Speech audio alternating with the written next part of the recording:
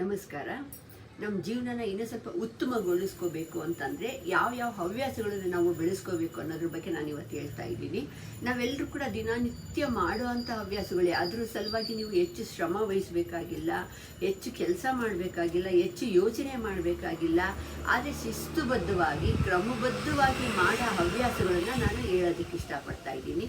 ಏನಪ್ಪ ಅಂತ ಹವ್ಯಾಸಗಳು ಅಂತಂದರೆ, ನಾವೆಲ್ಲರೂ ಕೂಡ ಬೆಳಿಗ್ಗೆ ಆಗಲಿ ಸಾಯಂಕಾಲ ಆಗಲಿ ಯಾವುದಾದ್ರೂ ಒಂದು ದೈಹಿಕ ವ್ಯಾಯಾಮ, ಯೋಗ ಆಗಿರ್ಬೋದು, ವ್ಯಾಯಾಮ ಆಗಿರ್ಬೋದು, ಒಂದು ಡ್ಯಾನ್ಸ್ ಆಗಿರ್ಬೋದು, ಯಾವುದೋ ಒಂದು ದೈಹಿಕ ಚಟುವಟಿಕೆ ಇರೋವಂಥ ದೇಹಕ್ಕೆ ಒಳ್ಳೆಯ ಎಕ್ಸರ್ಸೈಸ್ ಆಗುವಂಥ ಕ್ರಮಬದ್ಧವಾದ ಒಂದು ವ್ಯವಸ್ಥೆನ ನಾವೆಲ್ಲರೂ ಕೂಡ ಅಳವಡಿಸ್ಕೊಳ್ಳೇಬೇಕು. ಅದು ಬೆಳಿಗ್ಗೆ ಹೊತ್ತಾದರೆ ತುಂಬ ಒಳ್ಳೆಯದು.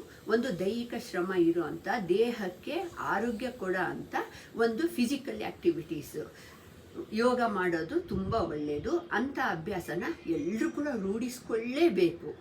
ಈ ಎರಡನೇದೇನಪ್ಪ ಅಂತಂದರೆ, ಬೇಗ ಮಲಗಬೇಕು, ಬೇಗ ಎದ್ದೇಳಬೇಕು. ಈಗ ವ್ಯವಸ್ಥೆ ಹೆಂಗಾಗಿದೆ ಅಂತಂದರೆ, ಯಾವಾಗೋ ಮಲಗ್ತೀವಿ, ಯಾವಾಗೋ ಎದ್ದೇಳ್ತೀವಿ. ಅದ್ರ ಬದಲಿ ನಾವು ಕ್ರಮಬದ್ಧವಾಗಿ ಬೇಗ ಮಲಗೋಣ. 10 ಗಂಟೆ ಒಳಗಡೆ ಮಲಗೋಣ.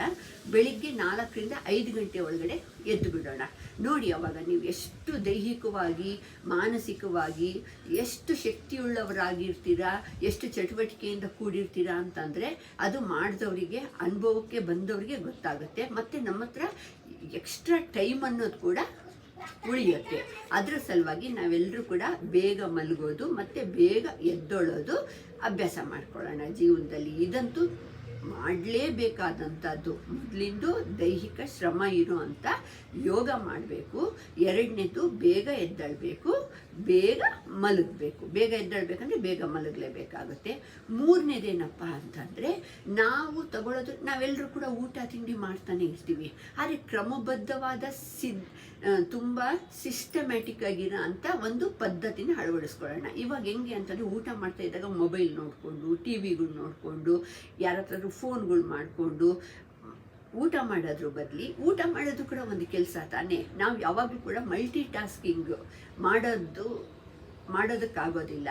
ನಾವು ಊಟ ಮಾಡ್ತಾ ಇದ್ದಾಗ ಊಟ ಮಾಡೋ ಕ್ರಿಯೆನ ಕ್ರಮಬದ್ಧವಾಗಿ ಮಾಡೋಣ. ಊಟ ಮಾಡ್ತಾ ಇದ್ದಾಗ ಶಿಸ್ತುಬದ್ಧವಾಗಿ ಊಟ ಮಾಡೋ ಕ್ರಿಯೆನೇ ಅಚ್ಚುಕಟ್ಟಾಗಿ ಮಾಡೋಣ. ಕರೆಕ್ಟ್ ಟೈಮಿಗೆ ಊಟ ಮಾಡೋದು, ಆದಷ್ಟು ಕೂಡ ಸಾತ್ವಿಕ ಆಹಾರನ ತಗೊಳ್ಳೋದು, ಆದಷ್ಟು ಕೂಡ ಫ್ರೆಶ್ ಆಗಿ ಅವಾಗೆ ಅಡುಗೆ ಮಾಡ್ಕೊಂಡು ಊಟ ಮಾಡೋದು. ಈ ಥರ ಒಂದು ಒಳ್ಳೆ ವ್ಯವಸ್ಥೆ ಮಾಡ್ಕೊಳ್ಳೋದ್ರಿಂದ ಊಟ ತಿಂಡಿ ಅನ್ನೋದು ತುಂಬ ಇಂಪಾರ್ಟೆಂಟ್, ಅಂದರೆ ತುಂಬ ಇಂಪಾರ್ಟೆಂಟು. ಇದು ನಮಗೆ ದೇಹಕ್ಕೆ ಇಂಧನ ಇದ್ದ ಹಾಗೆ. ನಮಗೆ ಶಕ್ತಿ ಬರಬೇಕು, ಮಾನಸಿಕವಾಗಿ ದೈಹಿಕವಾಗಿ ನಾವು ಸ್ವಸ್ಥರಾಗಿರಬೇಕು ಅಂತಂದರೆ ಒಳ್ಳೆಯ ಆಹಾರ ಅನ್ನೋದು ತುಂಬ ಇಂಪಾರ್ಟೆಂಟ್ ಆಗುತ್ತೆ. ಒಳ್ಳೆಯ ನಿದ್ರೆನೂ ಇಂಪಾರ್ಟೆಂಟು, ಒಳ್ಳೆಯ ಆಹಾರ ಇಂಪಾರ್ಟೆಂಟು, ಮತ್ತು ದೈಹಿಕ ಶ್ರಮ ಕೂಡ ತುಂಬ ಇಂಪಾರ್ಟೆಂಟ್ ಆಗುತ್ತೆ. ಇಂಥ ಒಳ್ಳೆಯ ಹವ್ಯಾಸಗಳನ್ನು ನಾವು ಕ್ರಮಬದ್ಧವಾಗಿ ಅಳವಡಿಸ್ಕೊಳ್ಳೋಣ. ಊಟ ತಿಂಡಿನ ಕರೆಕ್ಟ್ ಟೈಮಿಗೆ ಮಾಡೋಣ. ಯಾವಾಗಂದರೆ ಯಾವಾಗ ಮಾಡೋದು ಬೇಡ, ಅದನ್ನು ಪೋಸ್ಟ್ಪೋನ್ ಮಾಡೋದು ಬೇಡ. ಬಿಸಿಯಾಗಿದ್ದಾಗೆ ಊಟ ಮಾಡ್ಕೊಂಡ್ಬಿಟ್ರೆ ತುಂಬಾ ಒಳ್ಳೆಯದು. ಅದೂ ನಮ್ಮ ಕುಟುಂಬದ ಸದಸ್ಯರ ಜೊತೆಗೆ ಎಲ್ಲರೂ ಕೂಡ ಒಟ್ಟಿಗೆ ಊಟ ಮಾಡೋ ಹವ್ಯಾಸನ ಇಟ್ಕೊಂಡ್ರೆ ಇನ್ನೂ ತುಂಬ ಒಳ್ಳೆಯದು. ನಾಲ್ಕನೇದೇನಪ್ಪ ಅಂತಂದರೆ, ನಾವೆಲ್ಲರೂ ಮನುಷ್ಯ ಹುಟ್ಟಿರೋದೇ ಕರ್ಮ ಮಾಡೋದಕ್ಕೆ. ಕರ್ಮ ಅಂತಂದರೆ ಕೆಲಸ. ಏನೋ ಒಂದು ಚಟುವಟಿಕೆಯಲ್ಲಿ ನಾವೆಲ್ಲ ಬ್ಯುಸಿಯಾಗಿರ್ತೀವಿ. ಸುಮ್ಮನೆ ಕೂಡೋದಕ್ಕಂತೂ ಮನುಷ್ಯಂಗೆ ಸಾಧ್ಯನೇ ಇಲ್ಲ. ಅವ್ರವ್ರ ಕೆಲಸ ಏನಾದರೂ ಆಗಿರಲಿ, ಅವ್ರು ಸಾಫ್ಟ್ವೇರ್ ಇಂಜಿನಿಯರೇ ಆಗಿರಲಿ, ಡಾಕ್ಟರ್ ಆಗಿರಲಿ, ಲೆಕ್ಚರರ್ ಆಗಿರಲಿ, ಬೇಡ ನಮ್ಮಂಥ ಗೃಹಿಣಿಯರಾಗಿರಲಿ, ಯಾರೇ ಆಗಿರಲಿ, ನಮ್ಮ ಕೆಲಸನ ಕಷ್ಟಪಟ್ಟು ಮಾಡೋದ್ರ ಬರಲಿ ಇಷ್ಟಪಟ್ಟು ಮಾಡೋಣ. ಒಂದು ಅಡುಗೆ ಮಾಡೋದಾಗಿರ್ಬೋದು, ಒಂದು ಮನೆ ಕ್ಲೀನ್ ಮಾಡೋದ್ರಿಂದ ಇರ್ಬೋದು, ಯಾವುದೇ ಕೆಲಸ ಮಾಡಲಿ ನಾವು ಇಷ್ಟಪಟ್ಟು ಮಾಡಿದರೆ ಅದು ದೈಹಿಕ ಶ್ರಮ ಅಂತ ಅನಿಸೋದಿಲ್ಲ. ಅದನ್ನು ಮಾನಸಿಕವಾಗಿ ನಮಗೆ ಉತ್ತೇಜಿತರಾಗಿ ಆಗೋದಕ್ಕೆ ತುಂಬ ಸಹಾಯ ಮಾಡುತ್ತೆ. ಮತ್ತು ದೈಹಿಕ ಶ್ರಮನೂ ಕೂಡ ಕಡಿಮೆ ಮಾಡುತ್ತೆ ನಾವು ಖುಷಿಯಾಗಿ ಮಾಡೋದ್ರಿಂದ. ಮತ್ತು ನಾವು ಒಂದು ಹವ್ಯಾಸವಾಗಿ ಬೆಳೆಸ್ಕೊಳ್ಳೋಣ. ಒಂದು ಮನೆ ಕ್ಲೀನಿಂಗ್ ಆಗಿರ್ಬೋದು, ಒಂದು ಅಡುಗೆ ಮಾಡೋದಾಗಿರ್ಬೋದು, ಯಾವುದಾದ್ರೂ ಕೂಡ ಅಚ್ಚುಕಟ್ಟಾಗಿ ನೀವು ತುಂಬ ಕಲಾಪೂರ್ಣವಾಗಿ ಮಾಡಿದರೆ ಅದರಲ್ಲಿ ನೋಡೋರಿಗೂ ಚೆನ್ನಾಗಿ ಅನಿಸುತ್ತೆ, ಫಸ್ಟ್ ಅದು ಮಾಡಿದವ್ರಿಗೆ ಖುಷಿ ಅನಿಸುತ್ತೆ. ಅದರ ಸಲುವಾಗಿ ಒಳ್ಳೆಯ ಹವ್ಯಾಸಗಳನ್ನು ಬೆಳೆಸ್ಕೊಳ್ಳೋಣ. ಒಂದು ಫ್ರೀ ಅವರ್ಸಲ್ಲಿ ಸ್ವಲ್ಪ ಪುಸ್ತಕ ಓದೋದು, ಒಳ್ಳೆಯ ಸಂಗೀತನ ಕೇಳೋದು, ಇಲ್ಲ ಅಂತಂದರೆ ಒಳ್ಳೆಯ ಪ್ರವಚನಗಳು ಕೇಳೋದು, ವಾಕಿಂಗ್, ಸಾಯಂಕಾಲದ ಹೊತ್ತು ವಾಕಿಂಗ್ ಹೋಗೋದು. ವಾಕಿಂಗ್ ಹೋದಾಗ ಒಳ್ಳೆಯ ವಿಚಾರಗಳನ್ನು ಯಾರು ಬರ್ತಾರೋ ಅವರಿಗೆ ಹಲೋ ಹಾಯ್ ಅಂತ ಅನ್ನೋದು, ನಮಸ್ಕಾರ ಅನ್ನೋದು, ಇಂಥ ಒಳ್ಳೆಯ ಹವ್ಯಾಸಗಳನ್ನು ನಾವು ಬೆಳೆಸ್ಕೊಂಡ್ವಿ ಅಂತಂದರೆ ನಮಗೆ ಮಾನಸಿಕವಾಗಿ ಶಾಂತಿಯನ್ನು ಅನ್ನೋದು ಬಂದ್ಬಿಡುತ್ತೆ. ಶಾಂತಿ ನೆಮ್ಮದಿ ಎಲ್ಲಿ ಬರುತ್ತೋ ಅಲ್ಲಿ ಸುಖ, ಶಾಂತಿ, ನೆಮ್ಮದಿ, ಆರೋಗ್ಯ ಎಲ್ಲನೂ ಪರಮಾತ್ಮ ಕೊಡ್ತಾನೆ. ಇದೆಲ್ಲ ಮಾಡಿದ ಮೇಲೆ ಲಾಸ್ಟ್ ಇನ್ನೊಂದೇನು ಮಾಡಬೇಕು ಅಂತ ನಾವು ಸಣ್ಣ ಮಕ್ಕಳಿಂದ ಹೇಳ್ತಾ ಇರ್ತೀವಿ, ಡೈರಿ ಬರೆಯೋ ಹವ್ಯಾಸನ ಇಟ್ಕೊಳ್ಳಿ, ಡೈರಿ ಬರೆಯೋ ಹವ್ಯಾಸನ ಇಟ್ಕೊಳ್ಳಿ ಅಂದ್ಬಿಟ್ಟು ನಾವು ಸ್ಕೂಲ್ ಡೇಸಿಂದ ಕೇಳ್ತಾ ಇರ್ತೀವಿ. ಆದರೆ ನಾವು ಯಾರು ಕೂಡ ಅದನ್ನು ಮಾಡೋದೇ ಇಲ್ಲ. ನಾವು ಯಾವಾಗಲೂ ಕೂಡ ಡೈರಿ ಬರೆಯೋ ಅಭ್ಯಾಸನ ಅಂದರೆ ಕೃತಜ್ಞತಾಪೂರ್ವಕವಾಗಿ ನಾನು ಬೆಳಿಗ್ಗೆ ಎದ್ದಾಗಿದ್ದ ಈಗ 4 ಗಂಟೆಗೆ ಎದ್ದಿದ್ದೀನಿ ಅಂತ ಇಟ್ಕೊಳ್ರಿ, ಅಲ್ಲಿಂದ ರಾತ್ರಿ 9 ಗಂಟೆ ತನಕ ನಾನು ಏನೇನು ಮಾಡಿದೆ ಅನ್ನೋದನ್ನು ನಾವು ಅವಲೋಕನ ಮಾಡಬೇಕು. ಒಂದ್ಸತಿ ಅವಲೋಕನ ಮಾಡಿಬಿಟ್ಟು ನಾವು ಯಾರ್ಯಾರಿಗೆ ಥ್ಯಾಂಕ್ಸ್ ಹೇಳಬೇಕು, ಫಸ್ಟ್ ನಮಗೆ ನಾವೇ ಥ್ಯಾಂಕ್ಸ್ ಹೇಳಬೇಕು, ಆ ಪರಮಾತ್ಮಗೆ ಥ್ಯಾಂಕ್ಸ್ ಹೇಳಬೇಕು. ಯಾಕಂದರೆ ನಾವು ದೈಹಿಕವಾಗಿ ಮಾನಸಿಕವಾಗಿ ಸ್ವಸ್ಥರಾಗಿದ್ದಕ್ಕೆ ನಾವು ಇದನ್ನೆಲ್ಲ ಮಾಡಿದ್ವಿ. ನಾವು ಟಾರ್ಗೆಟ್ ಇಟ್ಕೊಂಡಿರ್ತೀವಿ, ಇದಾದಮೇಲೆ ಇದನ್ನು ಮಾಡಬೇಕು, ಇದಾದಮೇಲೆ ಇದನ್ನು ಮಾಡ್ಕೊಳ್ಬೇಕಂತೇಳ್ಬಿಟ್ಟು ಅದನ್ನೆಲ್ಲ ಸಮರ್ಪಕವಾಗಿ ನಾವು ಮಾಡ್ಕೊಂಡ್ವಾ ಅಂತೇಳ್ಬಿಟ್ಟು ಅದನ್ನೆಲ್ಲ ನಾವು ಅವಲೋಕನ ಮಾಡ್ಕೋಬೇಕು. ಇವತ್ತಿನ ದಿನ ಯಾರ್ಯಾರ ಹತ್ರ ನಾವು ಮಾತಾಡಿದ್ವಿ, ನಾವು ಅಂದ್ಕೊಂಡಿದ್ದ ಕೆಲಸ ಎಷ್ಟು ಸಮರ್ಪಕವಾಗಿ ಮಾಡಿದ್ದೀವಿ, ಅದಕ್ಕೆಲ್ಲ ಒಂದು ಕೃತಜ್ಞತಾಪೂರ್ವಕವಾಗಿ ಒಂದು 4 ನೀನು ಅವತ್ತಿನ ಡೇಟ್ ಹಾಕೋಣ. ಹಾಕ್ಬಿಟ್ಟು ನಮ್ಗೆ ಏನು ತೋಚುತ್ತೋ ಅದನ್ನು ಬರೆಯೋದಕ್ಕೆ ಸ್ಟಾರ್ಟ್ ಮಾಡೋಣ. ಬರೆಯೋದಕ್ಕೆ ಸ್ಟಾರ್ಟ್ ಮಾಡಿದರೆ ಬರ್ತಾ ಬರ್ತಾ ಬರ್ತಾ ಅದೇ ಇಂಪ್ರೂವ್ಮೆಂಟ್ ಅಂತ ಕಾಣುತ್ತೆ. ಯಾವ ರೀತಿ ಬರಬೇಕು, ಏನು ಬರಬೇಕು ಅಂತೇಳ್ಬಿಟ್ಟು ಈ ಥರ ನಾವು ಬರೆಯೋದ್ರಿಂದ ಏನಾಗುತ್ತೆ ಅಂದರೆ ನಾವು ನೆನೆಸ್ಕೋಬೋದು ಅದನ್ನೆಲ್ಲ. ಇವತ್ತಿನ ದಿನ ಇಂಥದ್ದು ಮಾಡಿದ್ವಿ ಅಂತಂದರೆ ಅದು ಎಷ್ಟು ದಿನ ಮಾಡ್ತೀರಾ, ಮರ್ತೋಗ್ಬಿಡ್ತೀವಿ, ಸರಿಯಾಗಿ ಮಾಡೋದಕ್ಕಾಗೋದಿಲ್ಲ.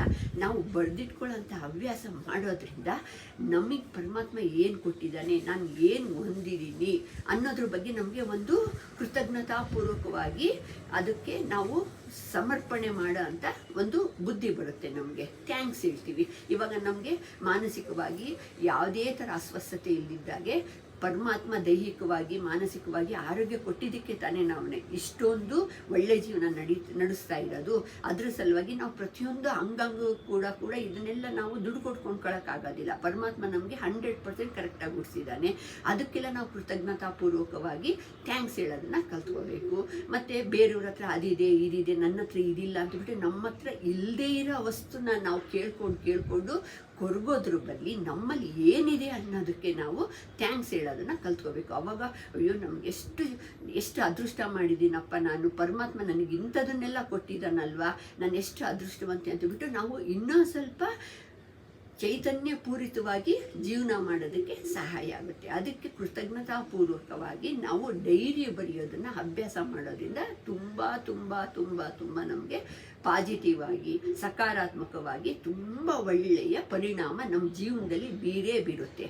ಈ 5 ಅಂಶಗಳನ್ನ ನೀವು ಜ್ಞಾಪಕದಲ್ಲಿ ಇಟ್ಕೊಂಡು ನಮ್ಮ ಜೀವನದಲ್ಲಿ ಅಳವಡಿಸ್ಕೊಂಡು ಬಿಟ್ಟರೆ ಸಾಕು. ಇದು ಎಲ್ರಿಗೂ ಗೊತ್ತಿದೆ, ಎಲ್ಲರೂ ಮಾಡ್ತೀವಿ. ಬೆಳಿಗ್ನೊತ್ತು ಯಾವುದೋ ಒಂದು ದೈಹಿಕ ಶ್ರಮ ಅಂತ ಎಲ್ರಿಗೂ ಇದ್ದೇ ಇರುತ್ತೆ. ಅದನ್ನು ಕ್ರಮಬದ್ಧವಾಗಿ ಶಿಸ್ತುಬದ್ಧವಾಗಿ ಮಾಡೋಣ. ಒಂದು ಯೋಗ ಅನ್ನೋ ಹೆಸರಿನಿಂದ ಒಂದು ಯೋಗಾಭ್ಯಾಸನ ಕಲ್ತ್ಕೊಳ್ಳೋಣ. ಅದಕ್ಕೆ ಎಷ್ಟೊತ್ತು ಬೇಕು, 1 ಗಂಟೆ ಆದರೆ ಸಾಕು ಮ್ಯಾಕ್ಸಿಮಮ್ ಅಂತಂದರೆ. ಸ್ವಲ್ಪ ಕಾಲ್ನಡಿಗೆ ಕೂಡ ಅದ್ರ ಜೊತೆಗಿರಲಿ. 2ನೇದು ಬೇಗ ಮಲಗಬೇಕು, ಬೇಗ ಎದ್ದೇಳಬೇಕು. ಇದರಿಂದ ಎಷ್ಟು ನಮಗೆ ಪರಿಣಾಮ ಬೀರುತ್ತೆ ಅಂತಂದರೆ ನಮಗೆ ಗೊತ್ತಾಗುತ್ತೆ ನಮ್ಮ ಜೀವನದಲ್ಲಿ ಏನು ನಾವು ಪಡ್ಕೋತಾ ಇದ್ದೀವಿ, ದಿನೇ ಏನು ಪಡ್ಕೋತಾ ಇದ್ದೀವಿ ಅನ್ನೋದು. 3ನೇದು ಕ್ರಮಬದ್ಧವಾದ ಶಿಸ್ತುಬದ್ಧವಾದ ಆಹಾರ ಸೇವನೆ. ನಾವು ಯಾವ ರೀತಿ ಆಹಾರ ಸೇವನೆ ಮಾಡಬೇಕು, ಎಂಥ ಆಹಾರನ ತಗೋಬೇಕು ಅನ್ನೋದು. 4ನೇದು ಹವ್ಯಾಸ, ಒಳ್ಳೆಯ ಹವ್ಯಾಸಗಳನ್ನು ಬೆಳೆಸ್ಕೊಳ್ಳೋಣ. ಬೇರೆಯವ್ರ ಹತ್ರ ಮಾತಾಡೋದಾಗಿರ್ಬೋದು, ಸುಮ್ಮನೆ ಕಾಡು ಹರಟೆ ಹೊಡೆಯೋದ್ರ ಬದಲಿ ನಮಗೆ ಯಾವುದು ಉಪಯೋಗ ಆಗುತ್ತೋ ಅಂಥ ಮಾತುಗಳನ್ನು ಆಡೋಣ. ಯಾರು ಸಿಗ್ತಾರೋ ಅವರಿಗೆಲ್ಲ ಕೃತಜ್ಞತೆಗಳನ್ನು ಸಲ್ಲಿಸೋಣ. ನಮಸ್ಕಾರ ಅನ್ನೋದ್ರ ಜೊತೆಗೆ, ಸಾರಿ ಹೇಳೋದ್ರ ಜೊತೆಗೆ, ಪ್ಲೀಸ್ ಅಂತ ಕೇಳ್ಕೊಳ್ಳೋದ್ರ ಜೊತೆಗೆ, ಹಲೋ ಹಾಯ್ ಅಂತ ಹೇಳ್ಬಿಟ್ಟು ಹೇಳೋದ್ರ ಜೊತೆಗೆ ಅದು ಫಸ್ಟು ನಮ್ಮ ಮೇಲೆ ಪರಿಣಾಮ ಬೀರುತ್ತೆ. ನಮಗೆ ಪಾಸಿಟಿವ್ ಆಗಿ ಸಕಾರಾತ್ಮಕವಾಗಿ ನಮಗೆ ಅದು ಲಾಭನ ತಂದುಕೊಡುತ್ತೆ. ಆಮೇಲೆ ನಾವು ಯಾವ ವಾತಾವರಣದಲ್ಲಿ ಇರ್ತೀವೋ ಅಲ್ಲೆಲ್ಲನೂ ಕೂಡ ನಗು ಹರಡೋ ಅಂಥ ಪರಿಣಾಮನೂ ಕೂಡ ಬೀರುತ್ತೆ. 5ನೇದು ಕೃತಜ್ಞತಾಪೂರ್ವಕವಾಗಿ ನಾವು ಡೈರಿ ಬರೆಯೋದನ್ನು ಅಭ್ಯಾಸ ಮಾಡಿಕೊಳ್ಳೇಬೇಕು. ನಾವು 2 ಲೈನ್ ಬರೀಲಿ, 4 ಲೈನ್ ಬರೀಲಿ, 1 ಪುಟನೇ ಬರೀಲಿ, ನೀವು ಬರಿತಾ ಹೋಗಿ ಇದು ನಿಮ್ಮ ಜೀವನದಲ್ಲಿ ಎಷ್ಟು ಪರಿಣಾಮ ಬೀರುತ್ತೆ ಅನ್ನೋದು ನಿಮಗೆ ಗೊತ್ತಾಗುತ್ತೆ. ನಮಸ್ಕಾರ.